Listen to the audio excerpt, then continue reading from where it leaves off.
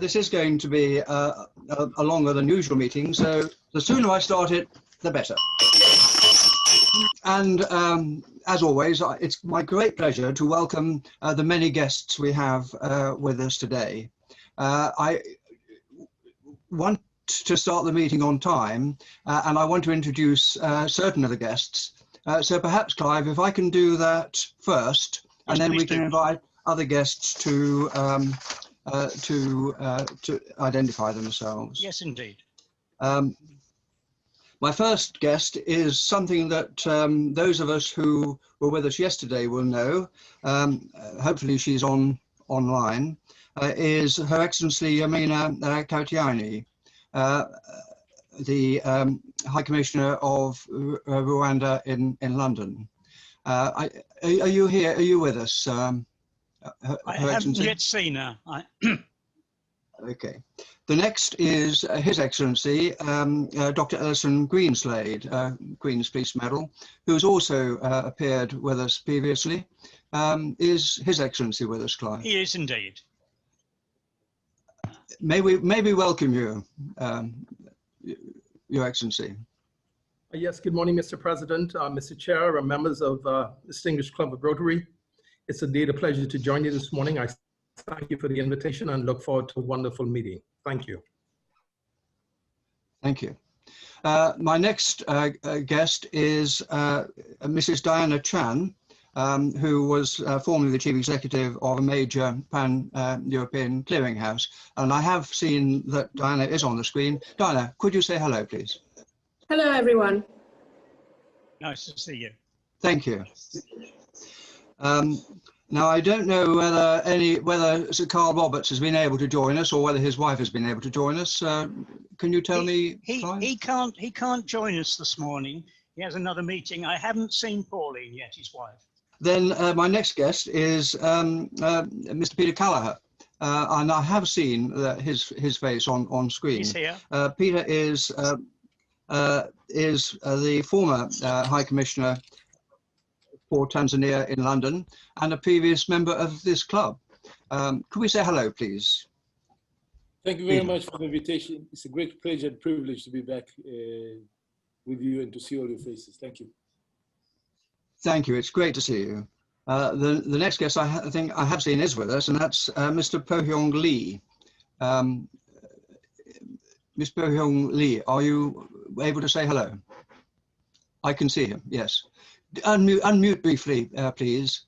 Could you unmute briefly? He is. Thank you. Unmuted. Yes, thank you. And the next is Mrs. Annie Kwaradagimi. Is Mrs. Annie Kwaradagimi with us today? Nope. The next is Emeritus Professor Graham Walker. I am here. I'm sorry, you didn't hear me. Oh, sorry. Yes, say hello, please. Sorry. Yes, I did. Sorry. We didn't recognise the name on the screen. That's my fault. Yeah, that's not so. I'm here and listening to you. Thank you. Thank you. Is Professor Walker with us? Or his wife, Gida? In that case, those were the list of guests that I had particularly to welcome. I now like to welcome all the other guests, Clive, and could you perhaps identify people for us? Yes. We have only about 2 or 3 minutes. So. Yes. Can I ask you, please, to unmute yourself? You will then appear on my list here, and I can ask you to introduce yourself. And the first one I'm going to Suresh, a regular visitor from Edgware and Stanmore. Suresh, would you like to just briefly introduce yourself? Thank you, Clive. Thank you, Mr. President, David. I bring you greetings from the Edgware and Stanmore Rotary Club, and my name is Suresh Bhavani. Thank you. Good to see you. Thank you. Thank you, Suresh. And Ken Abiodun. Ken, would you like to introduce yourself? Thank you. I'm East Ken from I bring you greetings from Rotary Club of Chingford. Thank you for having me this afternoon. Thank you. Thank you, Ken. Thank you. And we have David. Anne Hill. Hello everyone, I'm Anne Hill and I bring greetings from the Rotary Club of Gourock in the west coast of Scotland. As I said earlier, I'm staying here for a year. So I actually still go into my Rotary Club Zoom on a Thursday evening and I'm in here on a Monday. So I'm actually doing 2 Zoom Rotaries. Thank you. Good. Eve, would you like to introduce yourself? Thanks, Anne, that's great. Thank you. Yeah, it's Eve Conway. Greetings from Rotary Club of Redbridge. You're all very welcome to join us tomorrow evening when we have the past Rotary International President John Germ with us, who is chairman of the Empolio Now Countdown to History Campaign Committee and also chair-elect of our charity, the Rotary Foundation. So a lovely invite to warmly invite you to join us. I'll put details in the chat box. Thank you, Eve. Soraya Kasamali. Yes. Good afternoon, everyone. I'm delighted to be here today, and I bring you greetings from the Rotary Club of Stratford, London, and President Bosse. So have a lovely evening and lovely meeting. And next week we have our Community Heroes Award, and so I will send you the link for that. And I would be delighted if you could join us next Monday. Thank you, Surya. Thank you. And can I, Soraya? P. Ukra. I've just got P. Ukra, UGR. Would you like to introduce yourself, please? Oh, this is Deepri. So you can't really see me. Well, right. Yeah. Hi, everybody. My name's Deepri. I'm from Rotary Club London, and I'm so glad to be in your wonderful company today, and looking forward to everything that's going to be discussed. Thank you. David, I'm sorry. Kazala Chapman, please. Thank you, Clive, and thank you for again giving us an opportunity to join you all. And I bring greetings from the London Centenary E-Club, where I am currently the president of the club. Thank you. And can we have David Obadan from Nigeria again, please? Hello, everyone. I'm Rotarian David Obadan, immediate past president, Rotary Club of Sulawesi South. I bring greetings from Nigeria to everyone. Thank you for making me part of here today with you. Thank you. And Lawrence Adeseo. No. Okay, good afternoon, fellow Rotarians. Hello. My name is Rotarian Lawrence Adesoye, District 9110 from Rotary Club of Egbe. I'm being invited by Rotarian Obada. I'm so happy to be part of this. Thank you. Very pleased to see you. Thank you. And immediate past District Governor Tony Sharma. Good evening, Rotary Club of London and guests. Wonderful to be here, and I bring you greetings from the Rotary Club of Tower Hamlets. Thanks, Tony. President David, I know there may be one or two other people around. They haven't unmuted themselves. So I think as time is going on, perhaps we can just say welcome to anybody else who's not yet appeared. We're pleased to see everybody here. Thank you very much, Clive. I'm happy to be here. My name is Margaret James Cooper, Rotary Club back inside. Thanks, Margaret. I'm taking this opportunity to invite you all on the 7th of October when Rotarian Gay Maloney will be in our club. Thank you, Margaret. Thank you. Thank you, Margaret. Lou McCants Price. Brian Coleman. Hello, just to say a very sunny hello from London, from Putney Rotary Club. I bring greetings from our club. Thank you so much. Good to see you. Thank you very much. Really, and, really great to see you, Lou, yeah. And Nahid. From the Rotary Club of Sydney Shoreditch. Oh, hello. Hello, good afternoon, everybody. Hello, Clive. Right. Well. Right. Good to see you. Good to see you. And Nahid. Thank you, Clive. Thank you, President David. I'm Nahid from Rotary Club of Harrow, and thank you so much for inviting us to your very interesting meeting. Thank you. John Michaelidis. Hello, everybody. I'm John Michaelidis. I'm currently the president of the Rotary Club of Barnet. It's good to be here to see all of you. Pleased to see you. And Rima Tantash, frequent visitor. Rima. Yeah, good afternoon, everyone. Thanks for inviting me to this meeting, and I'm so happy to be representing my club, Rotary Club of Amman Petra, in this wonderful day and wonderful meeting. Thank you. And Nelly Stefanova, you could unmute yourself, Nelly, and just introduce yourself, please. Hello, everybody. Thank you very much for inviting me to be part of this event on this special day. Many special greetings from Rotary Club of Greenwich, of which I am current president. I'm looking forward for a great event today. Thank you very much. And I think, President David, that does complete our list of visitors. Thank you, and guests. Thank you, Clive. Thank you, Clive. I noticed one or two others like Brian Coleman and one or two others, but you're all very, I must admit, I think Brian is a member of our club is here. You are all very, very, very welcome.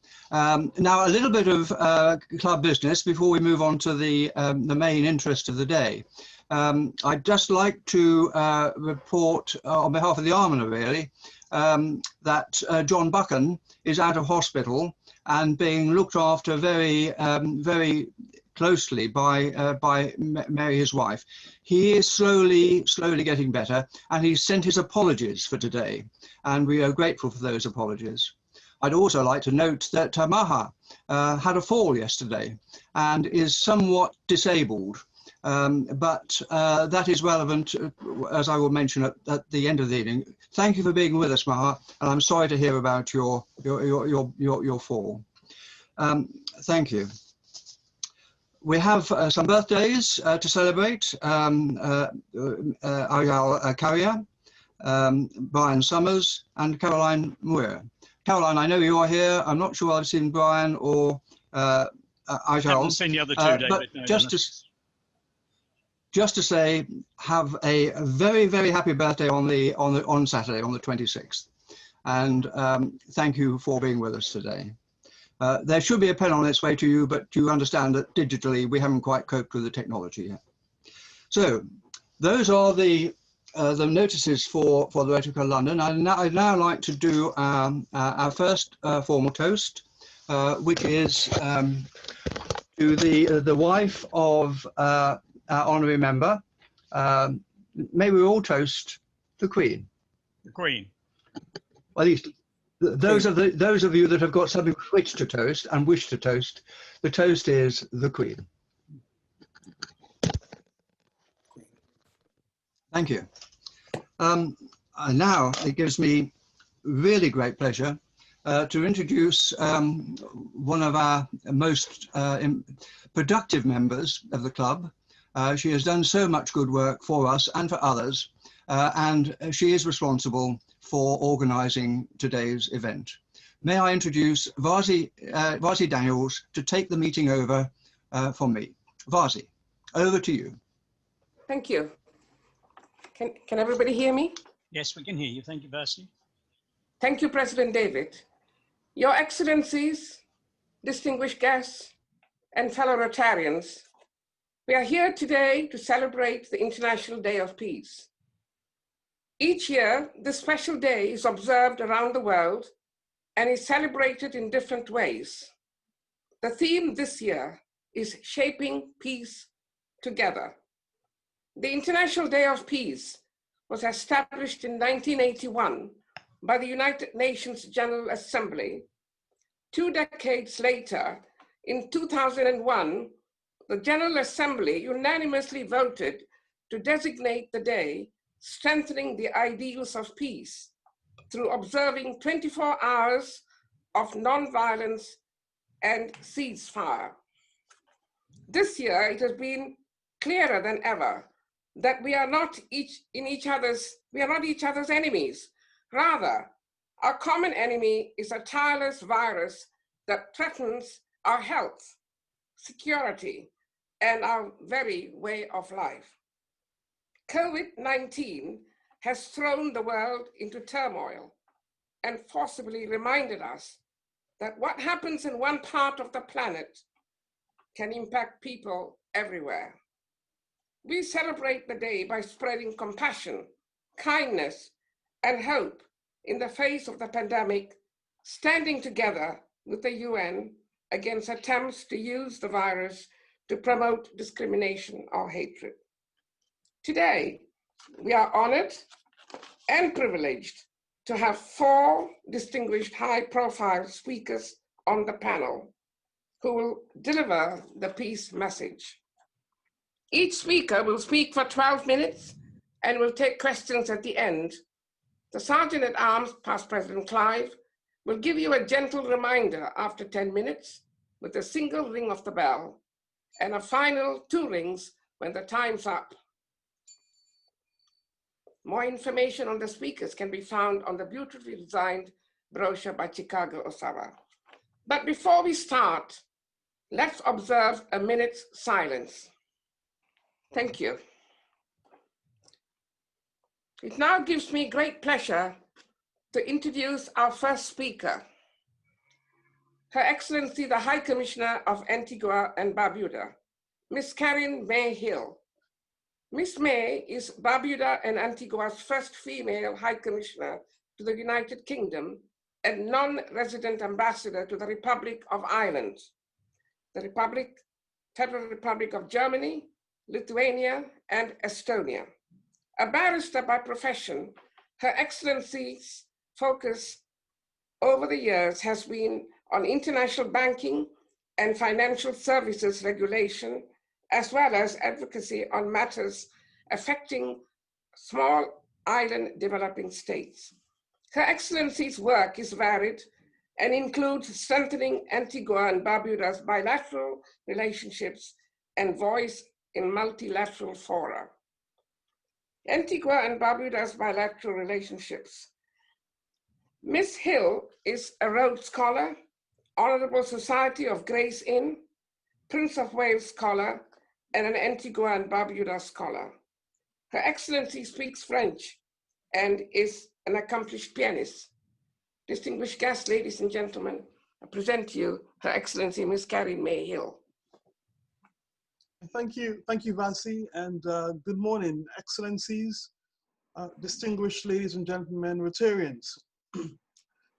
I think it's fair to say that when this year started, none of us could have foreseen the pandemic that is threatening our lives and livelihoods in this unrelenting manner. And indeed, even after the realities of this deadly virus were demonstrated to us in staggering hospital figures and daily government briefings, grounded airlines and stranded cruise ships and passengers, few, if any of us, thought that we would still be in the throes of this pandemic some 7 months later and counting. And despite the heartbreaking loss of life, hospitalizations, job losses, economic uncertainty, and personal difficulties we and our loved ones have had to endure, this pandemic has forced us to come together to find solutions to manage this global problem. This is not a virus that respects social class or geographical borders. This is a virus which meets equal treatment to all and requires our neighbors' compliance to destroy. Indeed, if we take away anything from this unprecedented year of 2020, it's that we have to work together to be resilient and to adapt. And when I speak of resilience, I'm not talking about merely adapting to the new norm and being prepared to deal with the next and even more intense existential issues. I speak of resilience as a tool for crafting peace, effective and sustainable peace now and for the future. And as a member of a small and developing state, we are very keen to have this understanding of resilience etched in everyone's minds. We struggled to buy PPE during the crisis, being told that our numbers were too small to justify a shipment. We couldn't compete with the US or the UK ordering millions of gloves or millions of masks at a time. We had to be told our 5,000 gloves was not worth considering. And we are also concerned that when a vaccine does become available, how will small island developing states be treated with respect to access in a manner that is affordable and is timely? So again, when I speak of resilience as a tool of crafting peace, it must be effective and sustainable peace now and for the future for all persons. And so I challenge all of us, Rotarians, guests, all of you, listen to the varied scope from where everyone comes this morning, for us to re-examine those values upon which even the Rotary Club itself is built. Values of compassion, of kindness, of optimism and determination in actively promoting and bringing about peace. Some say peace is just the absence of conflict and hostility, violence and disturbances. Others go further and describe peace as a journey of dialogue, reconciliation and cooperation towards building harmonious relationships, and they are all correct. However, we must also consider that peace is much more profound than just the eradication of strife and discontent. Peace is also about dignity, well-being for all, empowerment, and progress. You know, this year has been marked by much more than just the pandemic. We were all witnesses to the widespread agitation across the world following the death of George Floyd in the United States at the hands of those who want to protect us all. What has been demonstrated to me over and over again, however, in all the statements and actions of all sides since his death, has been the need for tolerance and balance to be brought back into the debate. A necessary debate, mark you, but one which often veers too far left or too far right, crowding out the very substance of what we are seeking to advocate. We cannot and must not champion a world where voices of intolerance which threaten peace are promoted under the guise of promoting peace. I will say this from personal experience, that there are some who demand that I react in a way they deem right because of the color of my skin.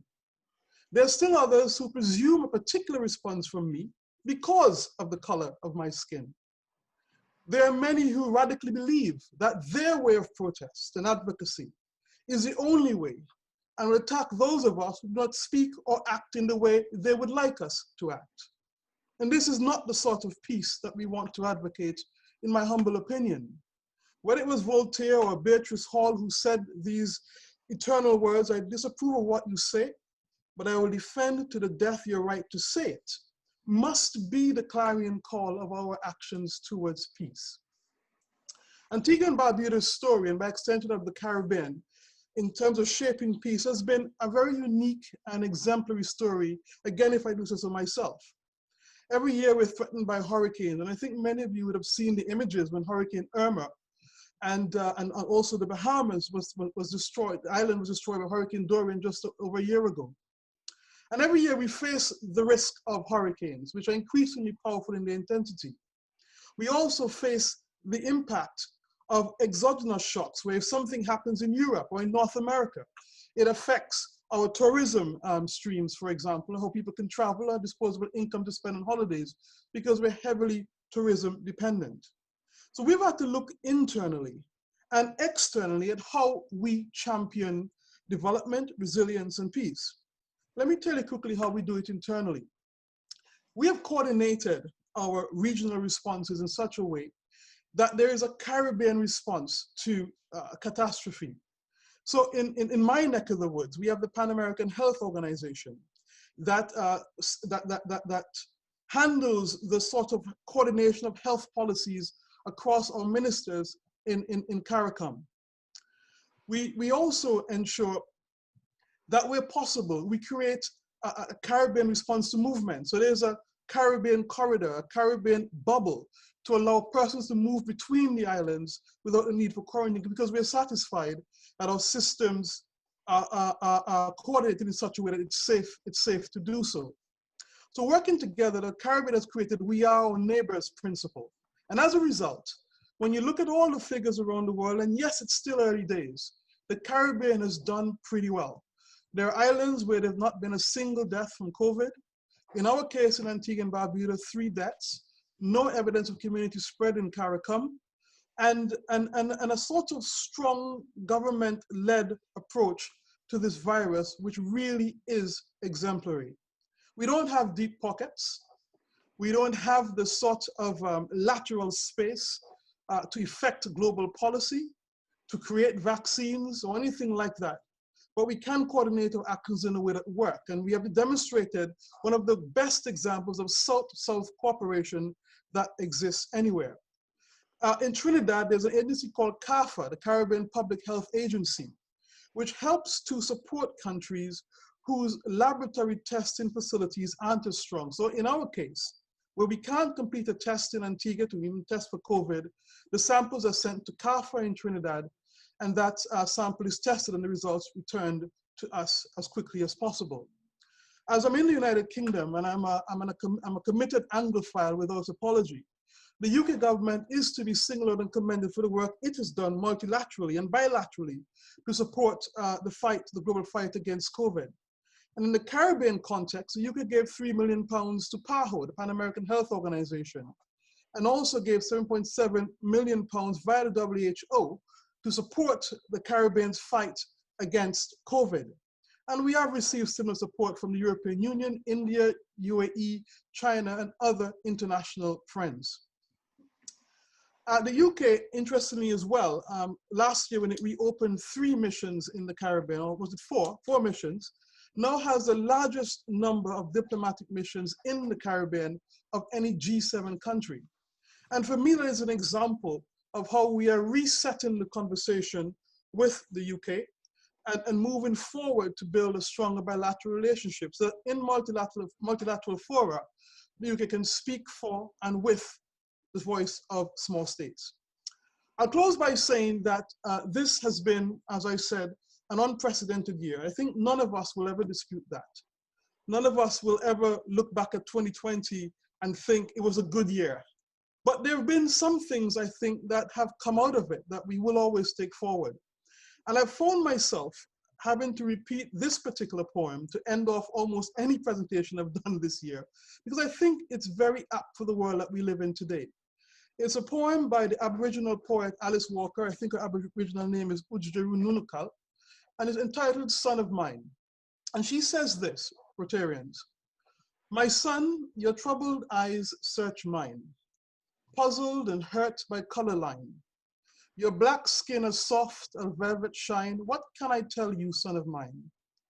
I could tell you of heartbreak, hatred blind.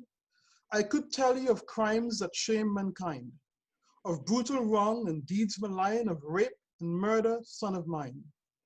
But I'll tell you instead of brave and fine, when lives of black and white entwine, and men in brotherhood combine.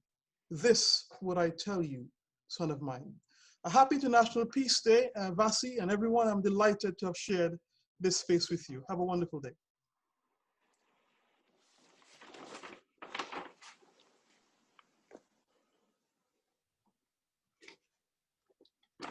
Thank you, Ken.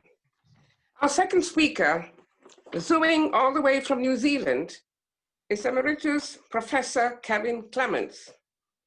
I'm delighted to inform you that Professor Kevin was actually a member of our Rotary Club several years ago. Professor Clements is the director of the TODA, T-O-D-A, Peace Institute, and former foundation director of the National Center for Peace and Conflict Studies at the University of Otago, New Zealand. Kevin was a professor of peace and conflict studies and foundation director of the Australian Centre for Peace at University of Queensland for several years, and he served as Secretary General of the International Peace Research Association, IPRA. Professor Kevin has been a regular consultant to a variety of non-governmental and intergovernmental organizations on disarmament, arms control, conflict resolution, development, and regional issues. He has written or edited 8 books, over 160 chapters and articles on conflict, transformation, peace building, preventive diplomacy, and development, with a focus on Asia-Pacific region. Professor Kevin's most recent publications are Trust, Identity, and Reconciliation in East Asia, Dealing with a Painful Past to Create a Peaceful Present, and a dialogue on the role of civil society in peace building. Distinguished guests, present to you Professor Kevin Clements. Thank you very much, Fassi, and thank you all for inviting me here. It's great to be back in the London Rotary Club. I was a slightly delinquent member, I have to say, a few years ago because I was often traveling away and not able to attend every meeting, but it's nice to be back with you all again. I can't remember a more dystopian time in my entire life than 2020. It's not just COVID, the pandemic, but it's our unwillingness to really grapple with climate change. Brexit is kind of placing a question mark over multilateral institutions. There's a general subversion of democratic principles, challenges the rule of law, autocratic and arbitrary governance, neo-fascist leaders in the US, Hungary, Poland, China, and Russia. Not to mention the dismantling of arms control and some treaties. So all of these things are enough to induce kind of high levels of paralysis and high levels of pessimism. So I don't want to focus on those at all, but we can easily kind of look at them in the question and answer if you wish. What I want to do is to try and be a little bit more positive and empowering, and to kind of, for those interested in connection and peace on this International Peace Day, I want to sort of highlight some of the processes that we know from research and practice will enable us to shape peace together, which is the theme of this year's International Peace Day. If the world seems a long way from realizing those dynamics, hopefully what I say will inspire you to think about how you might start implementing them wherever you are, since peace is a never-ending process and not an end state, and it has to be built piece by piece from the bottom up, from our homes and our families and communities and nations. So the first point I want to make is that peace, like life itself, is about forging positive, trustworthy, resilient, and reliable relationships. Relationships with friends and relationships with enemies. So why should we do this intentionally? We do it both to implement the golden rule about doing unto others what would happen to you, but also because we share some common human vulnerabilities. The French philosopher Levinas notes that we share three different kinds of vulnerability. The first is our physical vulnerability. We're all going to die. And when we do, we depend mightily on the attention and care of others.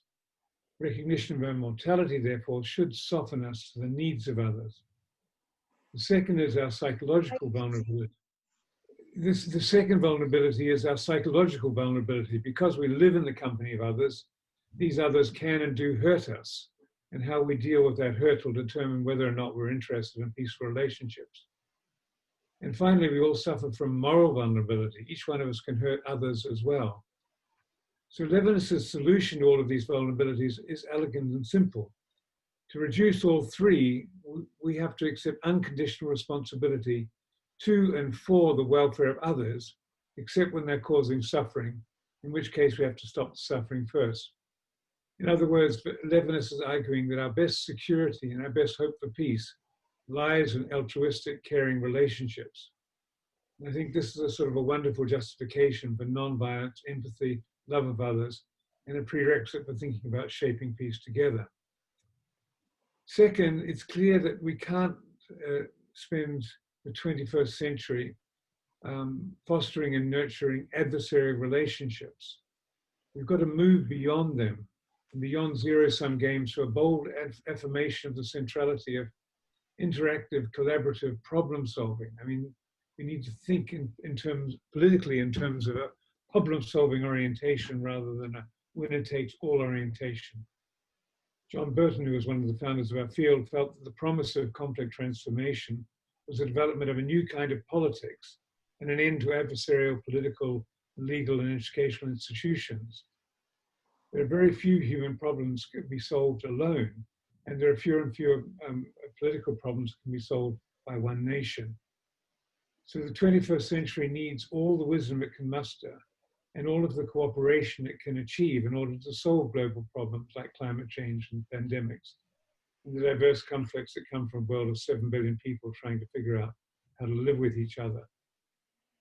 A lot of cooperative activity is spontaneous and obvious, but it's important to foster cooperation intentionally within the family and at all stages of the educational process. And Rotary knows this, which is why you have all of your peace fellowships and so forth. Thirdly, to build peaceful relationships, we've got to meet and satisfy three different types of human need. These are global needs: the needs for recognition, the needs for security and safety, and the need for welfare. So peace building and building peace and shaping peace is about developing satisfiers for all of these needs. In relation to the recognition needs, for example, as Karen's already mentioned, we have to acknowledge and celebrate everyone's diverse identities and treat everybody with respect and dignity. If we don't, very negative consequence follows. See what's happening in Poland right now with towns and municipalities declaring themselves homosexual free. The Black Lives Matter movement is another response to the fact that people of color everywhere aren't treated with respect and experience more prejudice and discrimination than those who are white.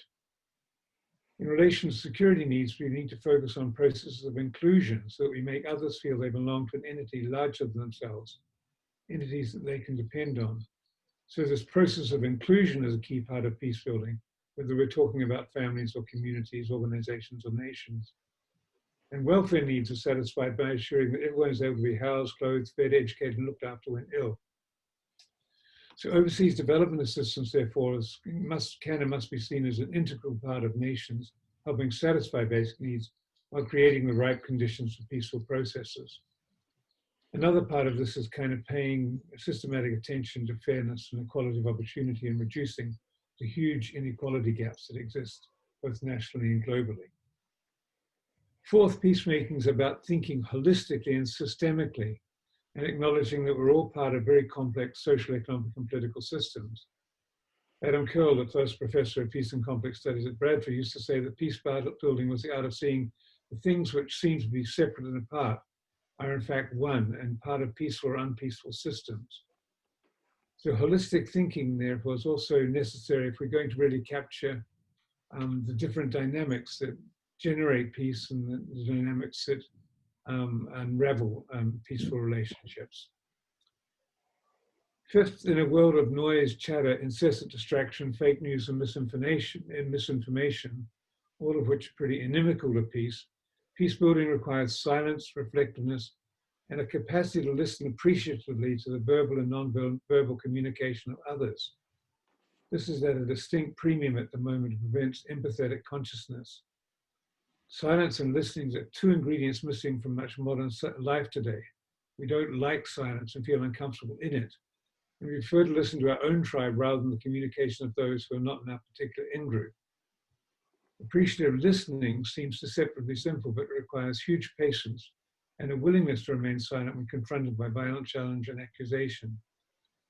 What we discover, though, when silent and in a deep listening mode, is that others share the deepest concerns, stories, and problems with us. Thoreau expressed it well when he said, "Could a greater miracle take place than for us to look through each other's eyes for an instant?" And that development of empathetic consciousness is a critical part of peace building.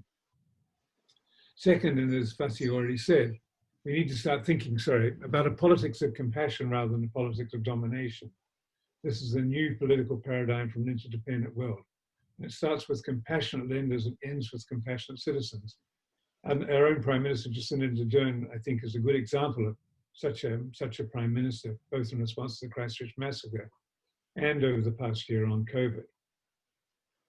I'll skip a bit there about politics of compassion, but we can talk about that later. And I want to finish with a mantra which I think brings many of these ideas together. It goes like this. If we're really going to kind of create stable, peaceful relationships, we've got to reach out to those we fear, those who might harm us, and those who we might feel afraid of. If we don't do that, they will remain fearful entities to us. Second, we have to touch the heart of complexity. We've got to begin figuring out what it is to be human in a world of 7 billion others, and what that means for us personally and what it means for everybody else.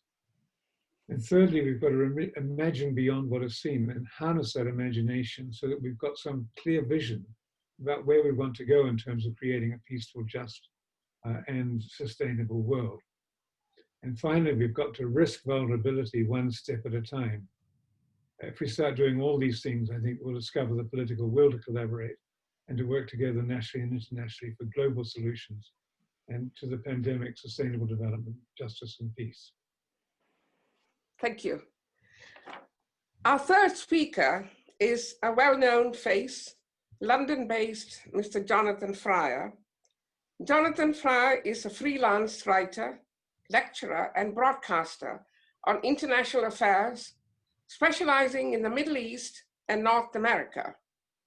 Jonathan began his career as a teenage cub reporter for the Manchester Evening News in the Vietnam War and joined Reuters news agency after university. For 7 years, Jonathan was based in Brussels, initially for Reuters news agency, covering the European Union institutions and NATO.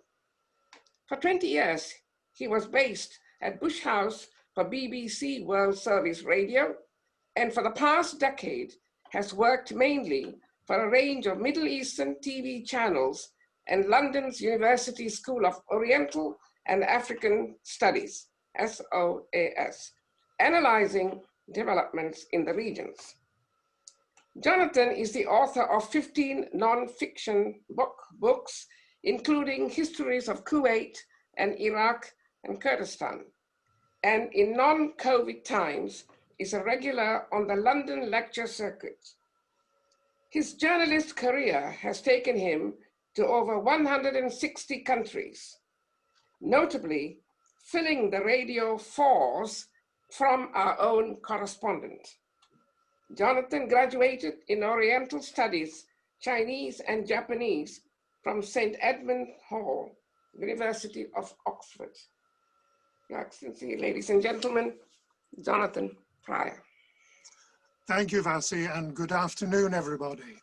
What a splendid event this is.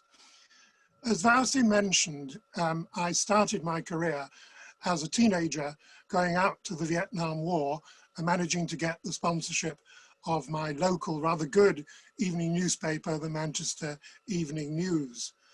And you might think, well, what was it that motivated an 18-year-old from Manchester to go off all the way to Vietnam?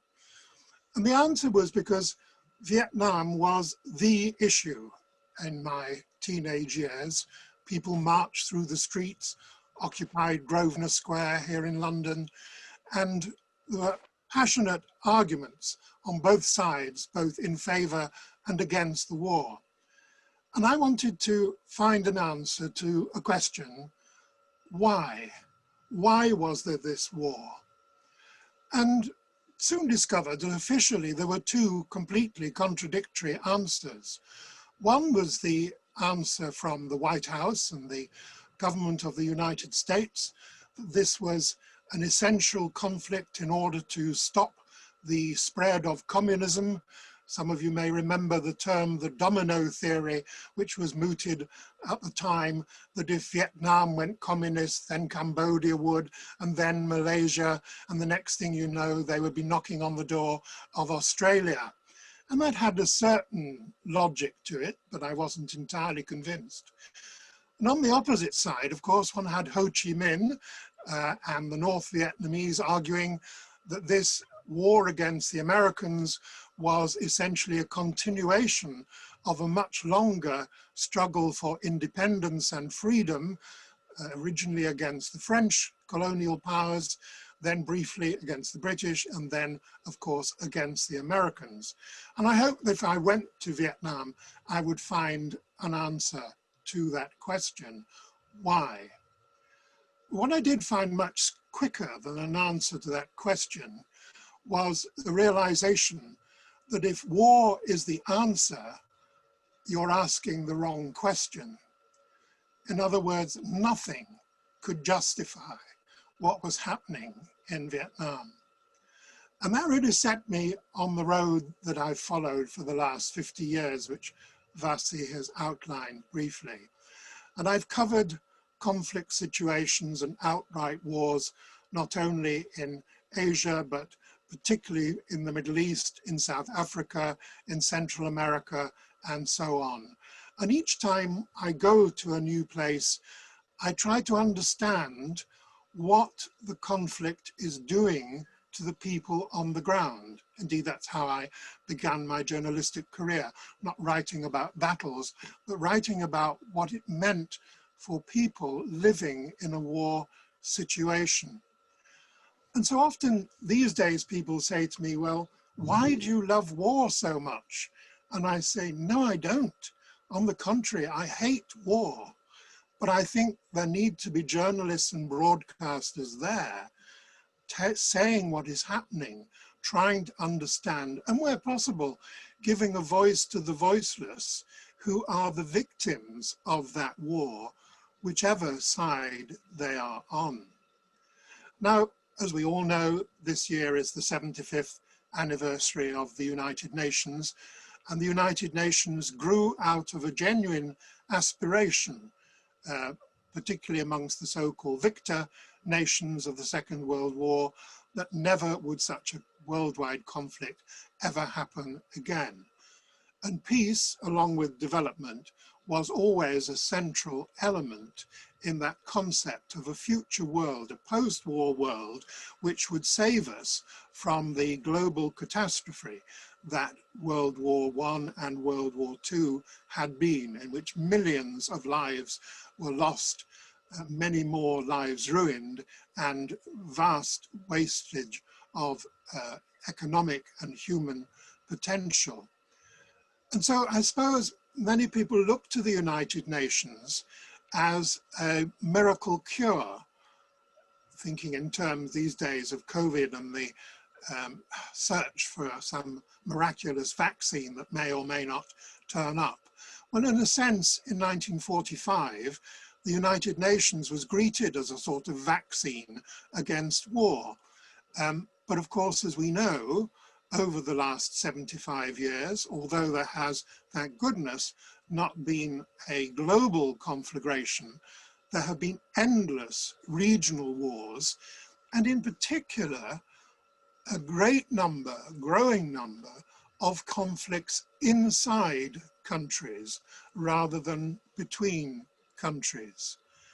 And when I started covering, in particular, the so-called Arab Spring of 2011, that then took a very nasty turn with the civil war in Libya and then again in Syria, where things still continue nearly 10 years afterwards, I began to realize that we needed to look at conflict situations not within the framework of countries and states, of country X versus country Y, but the aspects of power and people's share of power, and in many cases, the lust for power.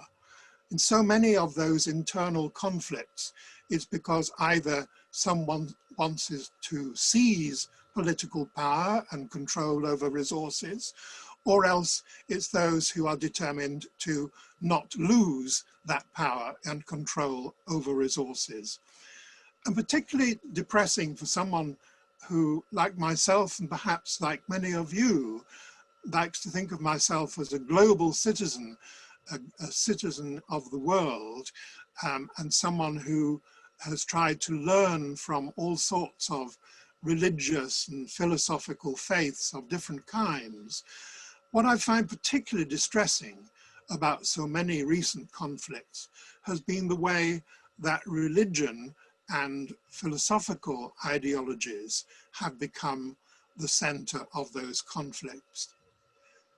In particular in the Gulf region, which is what I've been focusing on since I was part of the BBC's 24-hour rolling news coverage of the so-called First Gulf War in 1990, and in which we increasingly have a situation where two, if you like, schools of Islam have been co-opted by political power forces in order to become opposing forces in national conflicts, in Bahrain, in Syria, of course, in Iraq. Indeed, increasingly, so many of the countries in the whole of the Gulf region are those religious conflicts. And that, of course, includes the situation regarding Israel-Palestine as well, where still so many people see things in terms of difference and the other. And this, I think, is a really key element for us to focus on, because so much of conflict and war is based on our dislike and sometimes fear of the other. We like to think of ourselves and living in a multicultural world in which we know at a flick of a switch what's happening anywhere in the world, and we, particularly in a city like London, meet people from literally every part of that globe. And yet still many people have great difficulty in confronting the other properly. And dealing with the other is not just a matter of tolerance, because tolerance is not enough. It requires acceptance, and a form of acceptance which often may challenge many of our own deeply held beliefs and practices.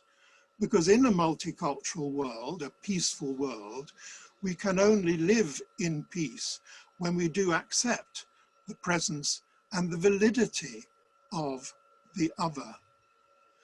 Now, the United Nations over the past 75 years has had all sorts of programs of peace building, peacekeeping.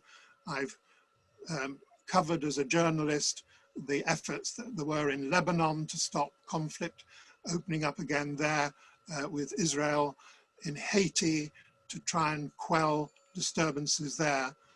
But I think probably all of us, with a certain degree of sadness, recognize that an institution which is made up of member states, which essentially represent governments rather than the people of those countries, can never address fully the issue of peace, can never provide a solution to all the conflicts because of the vested interests of those countries, which we see on our news screens day after day.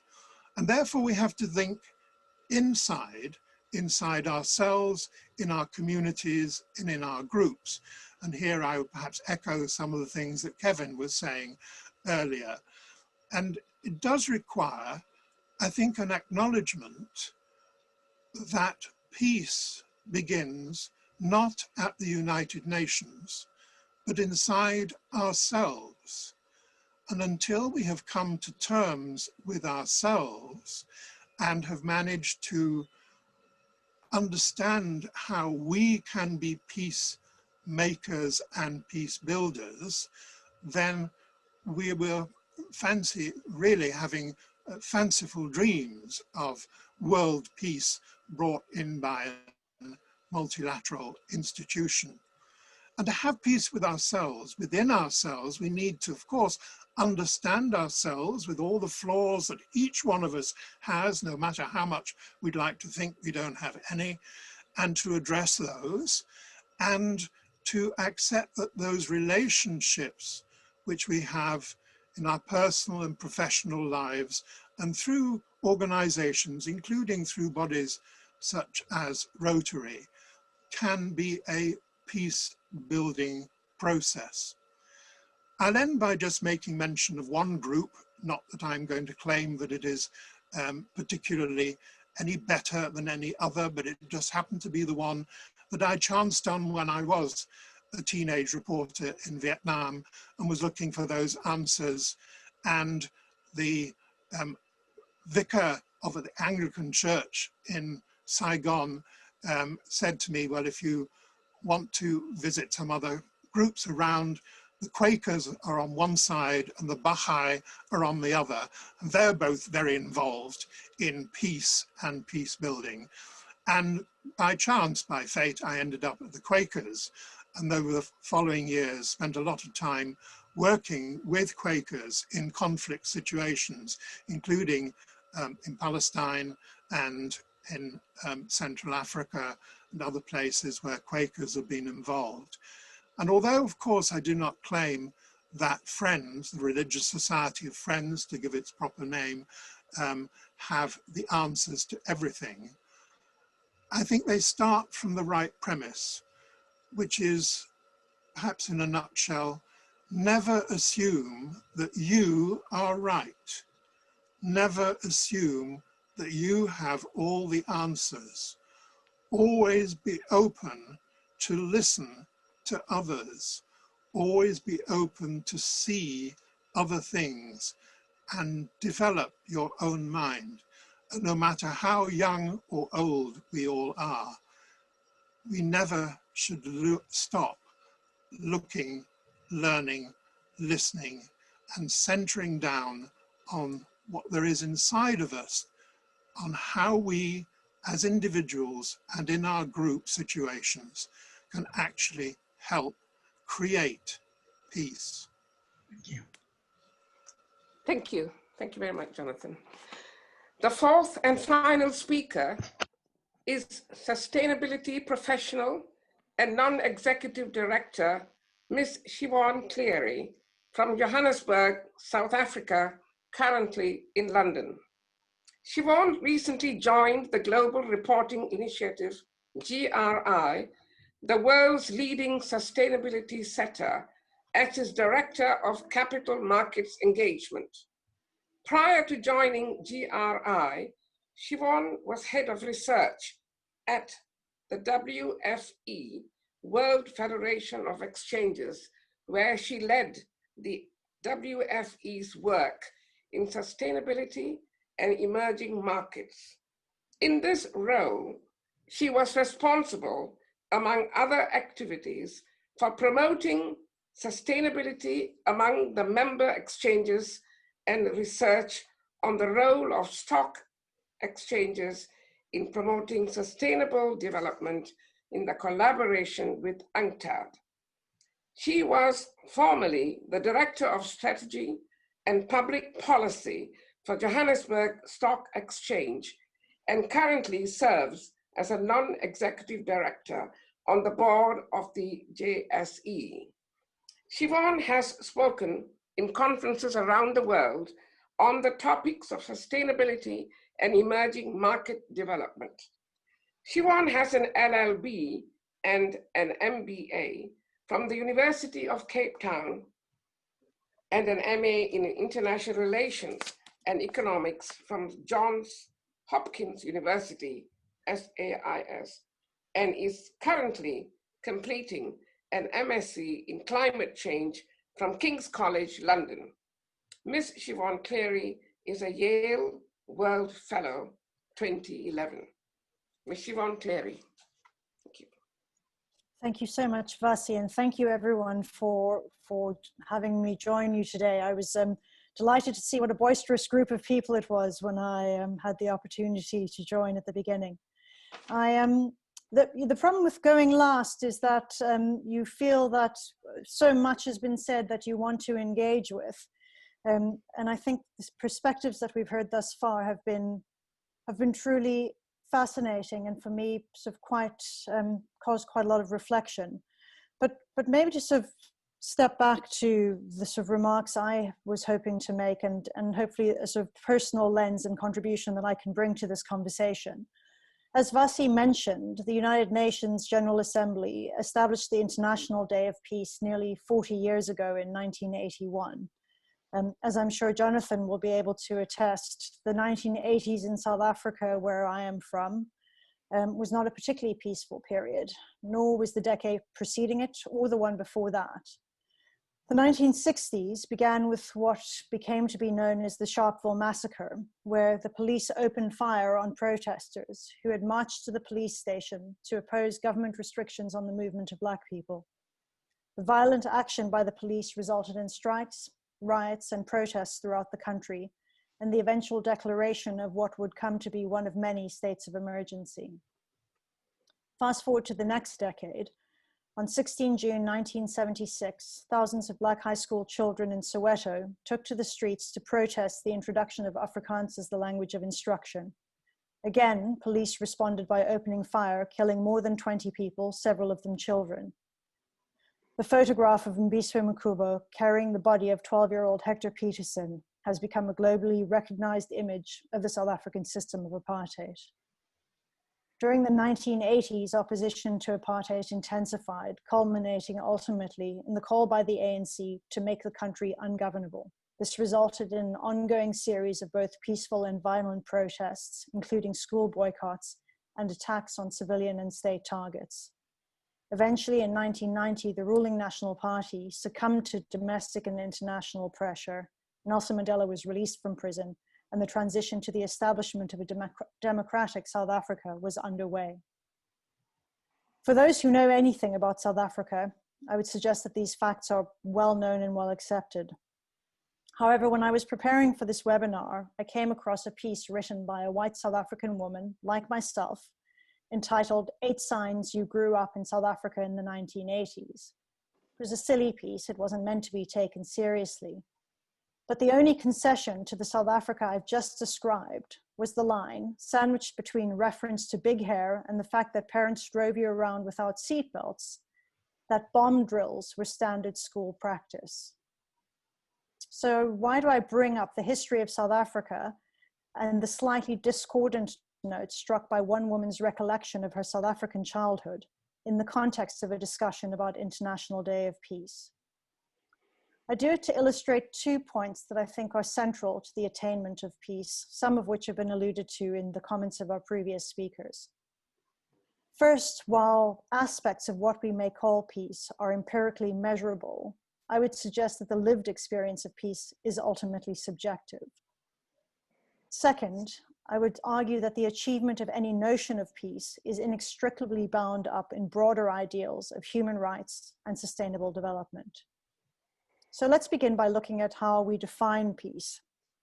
We've already heard from one of the previous speakers that for many of us, when we think about peace, we think about it in relation to what it is not.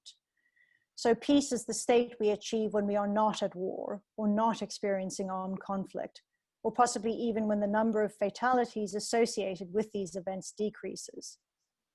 These are undoubtedly useful ways of conceptualizing peace and certainly very worthwhile aspirations. And by these measures, the good news is that at least on some of these, the world is more peaceful now than it has been in the past. So according to Our World in Data, between 1946 and 2016, both the absolute number of war deaths and the relative number of state-based battle-related deaths has declined. However, as is always the case with statistics, it matters what you measure. So over the same period, as I think Jonathan attested to, the number of civil conflicts and conflicts between non-state actors has in fact increased. The UN points out that in 2016, more countries experienced violent conflict than at any point in almost 30 years. The number of forcibly displaced persons, which includes both refugees and internally displaced persons, has nearly doubled from just over 40 million in 1990 to just under 80 million at the end of 2019. And refugees, as we are all too painfully aware, are both a result of conflict and a possible source of future conflict. Let's bring this a little closer to home, or at least the place I call home at the moment. In London, killings linked to gang violence have more than doubled in the past 5 years, from 17 in 2014 to 42 in 2019, while fatal stabbings have increased by over 60% over the same period, totaling 90 during 2019. I don't bring up these numbers to scare people or to generate a perception that I think the world is in a terrible place. In fact, what I would say, I would generally describe my lived experience as a peaceful one. And thus, while I might objectively be conscious of the fact that knife crime apparently is escalating in the capital, and that as a result of escalating conflicts globally, we face a global refugee crisis, these are not the points I would focus on when looking back at these years. Which brings me back to the point of subjectivity. Is the world a more peaceful place? The answer must be, it depends. So let us go then to another definition of peace and why the attainment of peace requires a more holistic approach than simply seeking to end conflict. When the UN developed its 2030 Agenda for Sustainable Development, it defined it as a shared blueprint for peace and prosperity. The 17 Sustainable Development Goals, or SDGs, that underpin the 2030 Agenda cover a range of topics, from ending poverty to improving health and education, to reducing inequality, to addressing climate change. The rationale for the wide-ranging nature of the 2030 Agenda and the SDGs is that there can be no sustainable development without peace, and no peace without sustainable development. SDG 16 focuses specifically on peace, with the goal being to promote peaceful and inclusive societies for sustainable development, provide access to justice for all, and build effective, accountable, and inclusive institutions at all levels. The indicators that are tracked to assess progress against this goal include not only the ones we've already discussed, such as conflict-related deaths, but also issues such as illicit financial flows and corruption and bribery, as well as the promotion and enforcement of non-discriminatory laws. This year's International Day of Peace occurs against a backdrop of a global pandemic, a pandemic that has highlighted many of the injustices and inequities that the SDGs seek to address. While it has produced hardship for millions around the world, it has disproportionately affected the marginalized and the vulnerable. And if we think this is bad, as many have already pointed out, the consequences of unaddressed climate change will be significantly worse. In the same way that the UN Secretary General used the occasion of the pandemic to call for a global ceasefire, I would argue that we should use the stark lessons of the pandemic to push for greater action on the Sustainable Development Goals. The achievement of peace in a meaningful sense is predicated upon the recognition of human dignity and human rights, the provision of economic opportunities regardless of race, religion, or gender, on a planet that is able to sustain life for this and future generations. Or as the UN puts it, true peace depends on societies being inclusive, healthy, and economically stable. I can make a business case for why this matters. If we return to South Africa for a moment, apartheid ended, at least in part, because it became economically unviable to sustain it. In the same way, violent conflicts and destabilization, no matter where they occur in the world, if left unaddressed, will ultimately arrive on all of our doorsteps in some way. But I would like to think that members of the Rotary Club who adhere to the notion of service above self are motivated by more than just self-interest. In keeping, therefore, with the theme of this year's Day of Peace, Shaping Peace Together, I would suggest there is an opportunity for all of us, using the Sustainable Development Goals as our guide, to strive to build a more just, equitable, and peaceful world. Not just because we have to, but because it's the right thing to do. Thank you. Thank you very much, Siobhan. Thank you. Distinguished guests and fellow Rotarians, I hope you enjoyed listening to our honorable speakers. Before the panelists take your questions, we will take a short break of 5 minutes. And when we come back, please ask your questions and be as brief as possible, as we would like to take as many questions as possible from the members. So your break starts now. Hello, everybody. I hope you are back now. Now's the time for questions. If you want to ask a question, please unmute yourself. You will then appear on the list that I have on the right of my screen. Right, I'm going to start with Maha. Maha Shikachi, your question, Hello, hello, everybody. My is towards Mr. Person. So he was talking about the Middle East, and my opinion and your opinion, if my say, what is the problem with the whole issue of the Middle East, because has been going on for a period of time before, because I lived in Iraq 2 years ago when there was no cultural differences, no religious differences, we were living together in peace, Muslims, Christian, Jews, and really, what is the thing that triggered all the conflict with the religion aspect and cultural aspect and understanding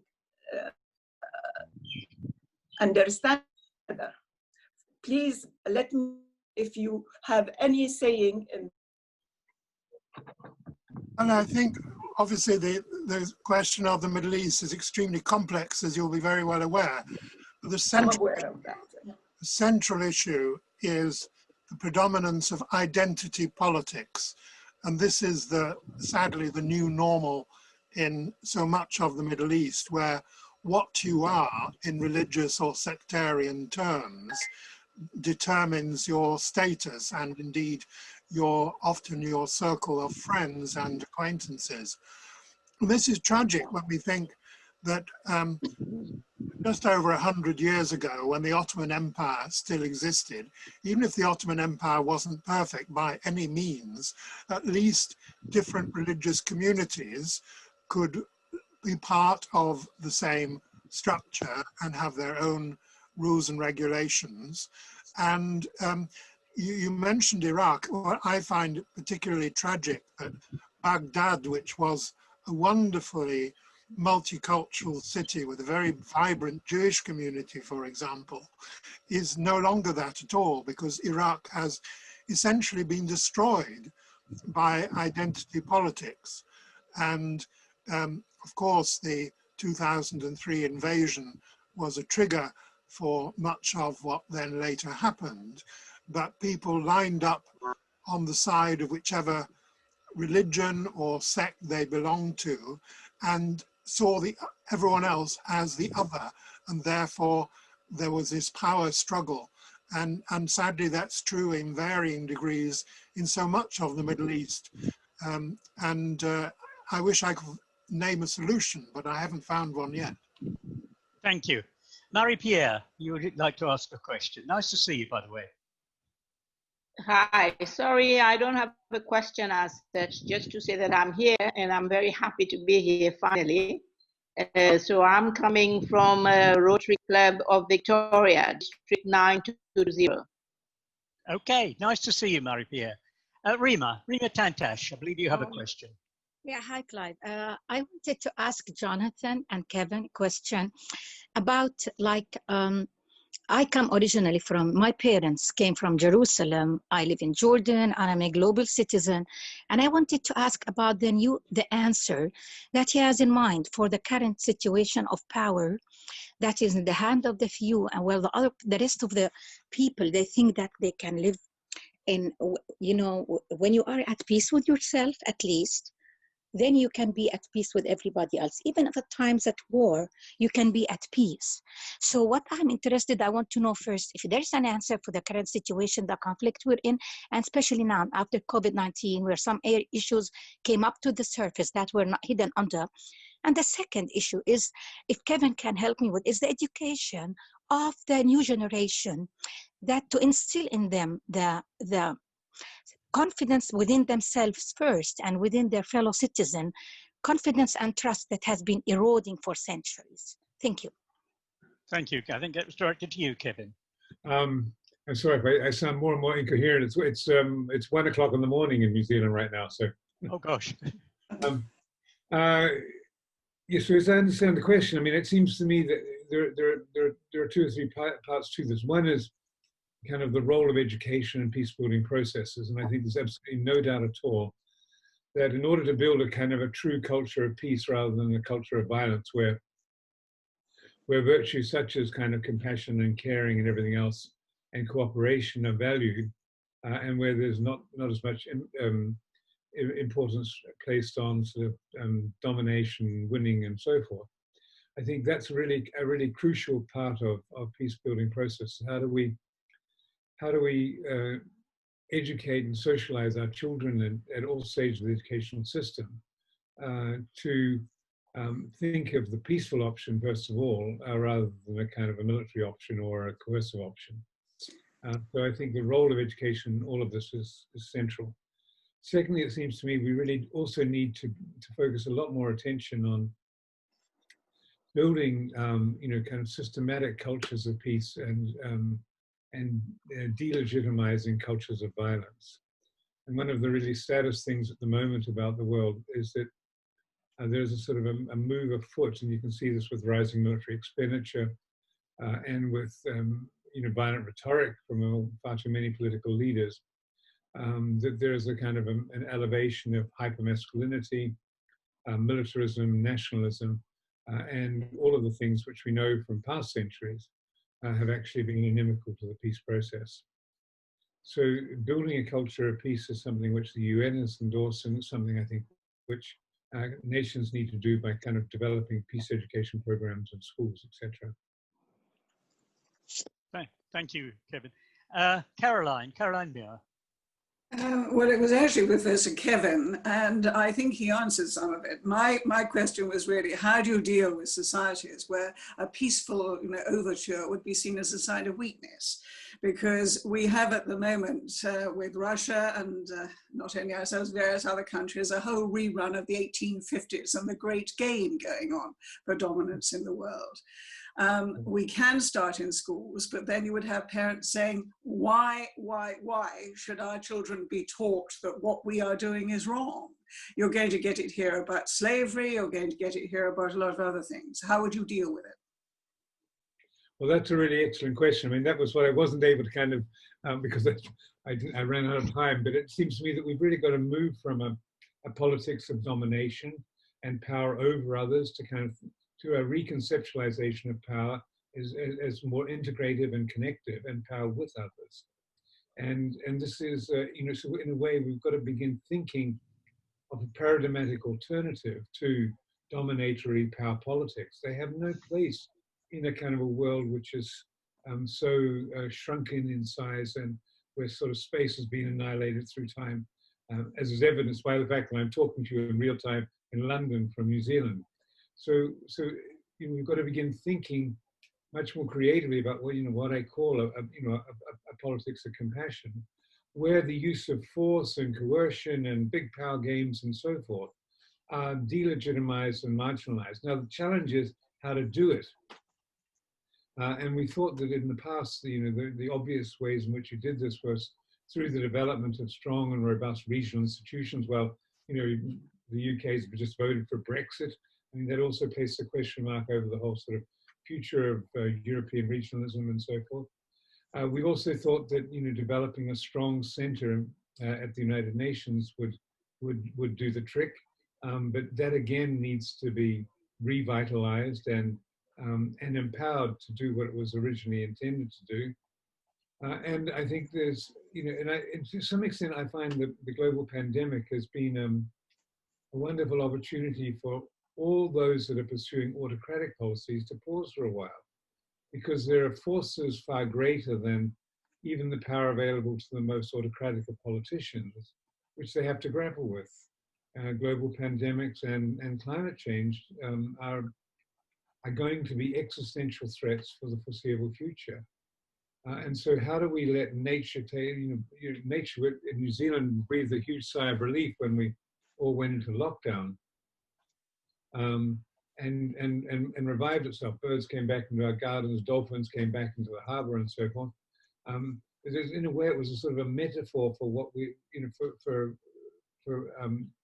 a kind of a peaceable future. If we don't start living alternatives, we don't start, making a virtue of weakness, not weakness, making a virtue of vulnerability, so that we can engage with others on level terms. I mean, even Putin and his henchmen, have to kind of reconcile, some of what they're doing with themselves. And tyrants will tremble, sick with fear, as they say in the old song. But I think that we can't expect to survive the 21st century with a revival of the old power games and dominatory politics. Thank you, Margaret Cooper. Oh, thank you, Clive. I'm afraid this is for Professor Kevin again, yet again. It's on the new politics you talked about, the new politics of non-adversarial policies government formulates. I'm sure you have spoken in part about it, but do you really think this is going to be workable? As I said, you've answered part of it, but I really need more answers to that. How far in the future do you think this is going to be possible? Will it ever be possible? Well, as Jonathan said, if the only tool you've got in the toolbox is a hammer, then all of your problems are going to look like nails. And that's one of the big challenges, I think. How do we begin a paradigmatic shift? I mean, we can take advantage of this COVID opportunity to really begin shifting how we think about economic development and growth and move towards more sustainability.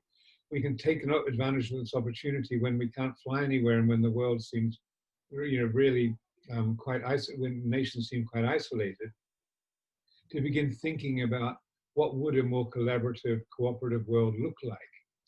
And we should be taking advantage of this moment to put in place some alternative paradigms. Now, when John Burton was talking about conflict resolution being an alternative to adversarialism, he looked at the legal system and thought, well, is it working well? Is it working effectively? Is it delivering real justice?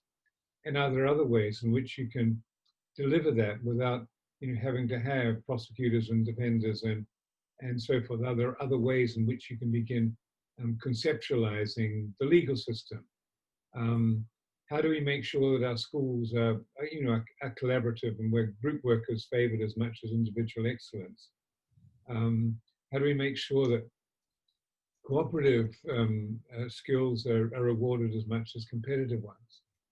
So I think it's a long haul. It's a marathon, not a sprint. But I think we have to start somewhere. We have to begin putting in place new paradigms, which are not utopian. They've got to be realistic paradigms. But we've got to begin thinking of, how do we guarantee welfare for all? How do we realize sustainable development goals? How do we make sure that, poverty is eliminated and all of the global inequalities are addressed? How do we make sure that people are able to live on the wages that they earn?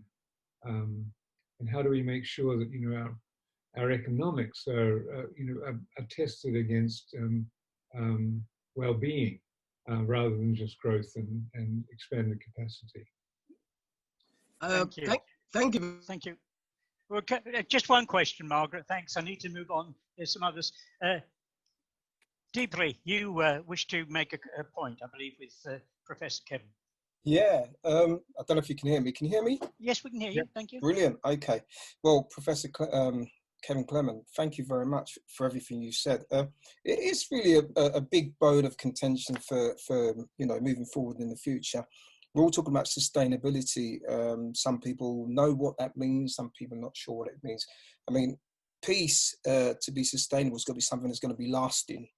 I'm not sure if there's ever a model that has fit that, throughout mankind's history. However, we have been able to maintain some level of peace since 1945 from the UK perspective. And hopefully it'll go on a lot further. But what I'm more keen about is seeing how you, as you said, more trying to get more economic sort of balance in terms of, other economies being more sustainable. I'm particularly looking keenly at Africa, one, because I was born there, but obviously I grew up here in the UK. But from the point of view of, I like the idea of what Dr. Erica, from the former US ambassador for the United Nations, what she has been recently talking about, which is making Africa United States of Africa, i.e. uniting all these little tiny countries who are finding it very hard to actually either collaborate or work with foreign powers. And to say at the moment they're in a difficult situation where it's mainly dominated by outsiders. And I think, if Africa could rise, which it's trying to do, with the help of the rest of the world, understanding that it's important that they rise now and make themselves more sustainable, more economic, in terms of interacting, on a global scale, rather than being an impoverished part of the world. I think you'll see more the world being a little bit more fairer now and more equal and more partisan, and people, for example, from those cultures that are perhaps hitting a glass ceiling in other parts of the world, those particularly which sort of six body, as they call it, the diasporans, which are spread all over the world, probably about 500 million of them, would be able to interact with Africa and move around, and things would be really, really cool. And I can testify for that, because that would be fantastic for me. And that would be a big breakthrough in terms of peace. And I think that's what Africa's striving for at the moment. Now, would you like to cut? Sorry, I'm sorry to cut you off. Deeply, but we have to. Yeah, I just wanted to land on everything. And then the other thing is, in terms of trying to bring more peace into the world, a lot of it stems from culture. You know, you've got young kids playing violent games. They grow up with this and they don't realize that it's not good to actually kill people, whether it's digital people or real people, and, you know, violent films, etc., etc. So maybe we need to look at that as a race, you know, people, as a culture. How can we bring positive elements into the culture to train these people to understand life is valuable and that sort of thing. Thank you. Well, just a couple of quick comments. One is, I'd hope that, you know, if the 19th century and early 20th century was centuries of nationalism, I've always hoped that the 21st century would be the century of regionalism, where you could develop political and economic institutions that were capable of coordinating and combining the kinds of best skills, talents, and creativity of multiple nations and multiple peoples. Unfortunately, the Brexit decision in the UK right now is sort of a bit of a question mark over whether that regionalism is you know, taken for granted or is a global aspiration or not. But I think that this is one way in which you can kind of build trust and levels of confidence. In relation to your issue about social media, I urge you all to have a look at a Netflix film called The Social Dilemma, which is about the role of social media in fomenting violence. And these are from the guys that actually developed it from Twitter and Facebook and so forth. And I think it's an extraordinarily salutary documentary in terms of giving us pause for thought. I mean, all of these people from America are thinking that social media may in fact be fomenting the beginnings of civil war types of environment there. So, you know, I think we're living in very, very dangerous and worrying times. And the social media is a distraction and a diversion for us from really confronting, you know, what needs to be done in a calm and reflective way. Thank you. We're running out of time, but Yugal has been waiting a long time. Yugal, would you like to address your question, please? Thanks, Clive. I'm very impressed by the quality of speakers today, so thanks to them all, and thank you, Vasi, of course, being together. I want to go back to the SDGs and climate change, as Siobhan mentioned, and in relation to global peace and stability. What we see today is that so many political leaders would like to free ride on other countries' contributions and delay doing what is right. And of course, the short-termism in politics doesn't help either. And we know that climate change puts increasing larger stresses on certain regions in the world. And we can foresee a fight over resources. And of course, especially in regards to Africa, economic pain, political instability, climate change coupled together, and increasing migration to Europe. So my question is to Siobhan. In your opinion, what can we do? How can we go forward from here, knowing that if we don't do a lot in a very, very short time, Paris Agreement and all that, instability will increase and peace will probably not be found anywhere in this part of the world, at least. So what do you think? Thank you. Siobhan. Thank you. Somewhat depressing framing of the question. So let me try be slightly upbeat in my response. I think Neil's comment about this pandemic, in fact, is a fantastic test run for us to see what we can accomplish in terms of more cooperative approaches. So one of the things we know in relation to climate change is there is no single country that can solve the problem. And we need to be working collectively, not just on mitigation, but we've reached the point where we need to be looking at adaptation as well, particularly for the poorer countries in the world where the ability to adapt is much more limited, but the consequences are built in. So I would suggest looking very, very carefully at how we choose to respond to the pandemic situation, whether we choose to be collaborative and cooperative, or whether we sort of retreat into our own nationalist bubbles and seek to look after ourselves only. That said, I think one of the things with climate change, and we have to add in the other great existential crisis, which is linked to climate change, but biodiversity loss, also a significant problem that we're not grappling with effectively. The sort of things we can do in relation to those, individuals have a great deal of power, I would suggest, in terms of dealing with some of those. And I don't mean in terms of our individual actions, but in terms of holding entities, governments, corporations, etc., to account. So I would suggest that these are the moments when we, I'm sure there are many in this group who may have been activists when they were younger or are still activists, when we need to get much more activists about being clear about what it is we expect from our elected officials and what it is we expect from the companies that provide products and services, many of whom are responsible for driving the climate change that we see happening in the world. And, you know, I look at this sort of stuff every day. I'm, depending on the day, either very positive or very concerned. But I genuinely think this is a moment for global collective action from the ground up as well as from the top down. Thank you, Siobhan. Ladies and gentlemen, unfortunately, we've run out of time. Apologies if we didn't get around to your question. Past President Darcy, would you like now to invite Neville Shulman to propose a vote? Thank you very much. Thank you very much, Past President Clive. Thank you very much, all the speakers. I would like to now call Past President Neville Shulman to give the vote of thanks, please. Yes, good afternoon, everyone.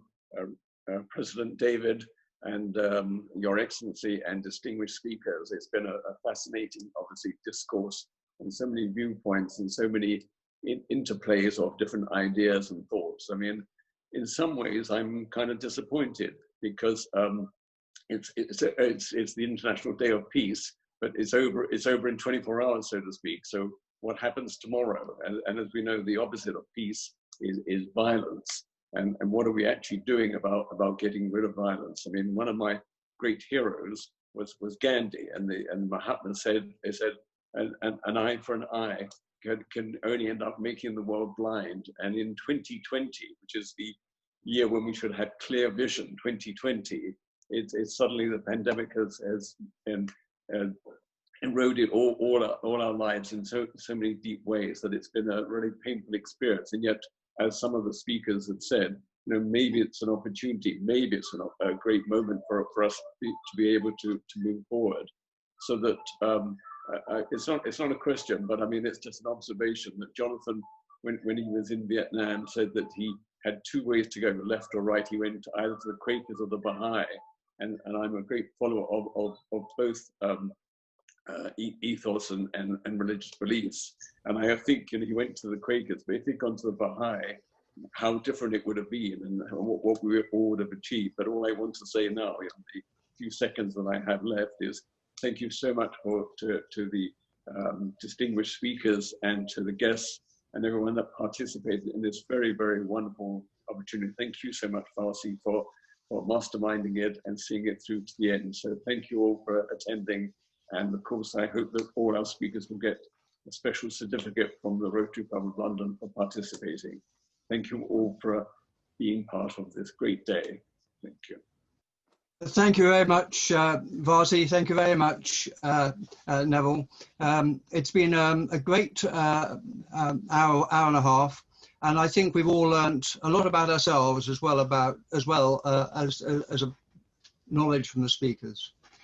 I'd like to start though by thanking Varsi for putting this together, and I did mention earlier that Maha, one of our members, tripped over yesterday going shopping, and she is now showing on her screen what she bought shopping. These are flowers for Varsi, and Maha will, with a stick and a friend, deliver them to you in person this afternoon, Varsi. Thank you so much. It's just a little token from the club. Varsi. Thank you so very much. I didn't expect that. It was a great pleasure to do this. I mean, I love, the speakers were so inspirational. And thank you so much, speakers, for giving us your time. And, you know, some of you, Kevin, you're just waking up or sleeping. Sleep. Thank you. Thanks a lot. Thank you. Thank you. I have before I close the meeting, I just have a few notices. The first, really, because it's related to today, is to announce that our member, Mo Ayaz, will be representing us, will be presenting a session at the district conference on peace. And so I'm thankful for Mo of going to the district conference from our club to present that session to district. I'd also like to wish a Happy New Year to all our Jewish members and to those that have been celebrating New Year over the last weekend, the Rosh Hashanah, and acknowledge that we will be a few members short next Monday when they are celebrating Yom Kippur. I'd also like to announce one or two events. Duchess, our member, a council member, is organising an event for sickle cell month. These events are on the 24th and 26th of this month, and the information is in the newsletter, but she would welcome support from the members of the club. So she is raising funds for that charity. I'm just checking for Eve has done that. I think that, oh, and late news, the golf day that we had cancelled has now been reactivated. It's a week later, and you're not all expected to attend. It's going to be very much a COVID-6 event, but you will be asked to support it financially. More of that anon, but the Vice President and I will be finding our champions to go and play on our behalf, and there will be a Vice President's Cup. So that's the latest news. That was sorted yesterday. Well, I waived the speaker certificates, Farsi, and these will be, if I can just,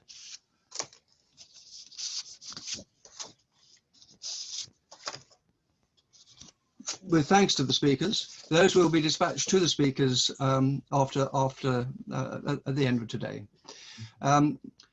So that then brings me to the last toast. If we have our glasses, let us toast. Most important toast, most important purpose of Rotary. Rotary and peace. The world over. Peace, the world over.